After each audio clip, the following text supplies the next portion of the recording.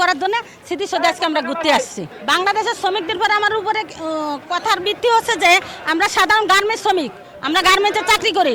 দেখা যায় আমাদের বেতন বৃত্তি নিয়ে আমাদের অনেক খারাপ পর্যায়ে আসি। আমরা দেখা যায় যে বেতন আমাদের বাংলাদেশ থেকে যে বেতন পায় তাতে আমাকে চলা অনেক কঠিন। খুবই ভালো লাগছে। আমরা প্রথমে কলেজে গিয়েছিলাম, আমরা বিপিটিসি কলেজের স্টুডেন্ট, ওখান থেকে এত দূর অবধি মোটামুটি হেঁটে আসছি, তো খুবই ভালো লাগছে।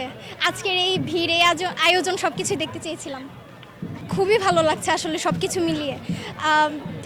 আমাদের জীবনে একটা সেরা মেমোরি হয়ে থাকবে এই দিনটা।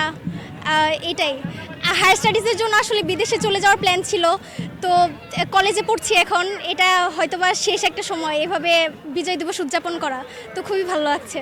সেটাই, এগুলো স্মৃতি নিয়ে চলে যাব, পড়াশোনা করে আবার ব্যাক করব। তবে ওই সময়টা যখন বিদেশে কাটাবো হয়তোবা ভবিষ্যতে, এই দিনগুলো পাবো না, খুবই মিস করবো। এগুলো স্মৃতি হয়ে থাকবে আসলে।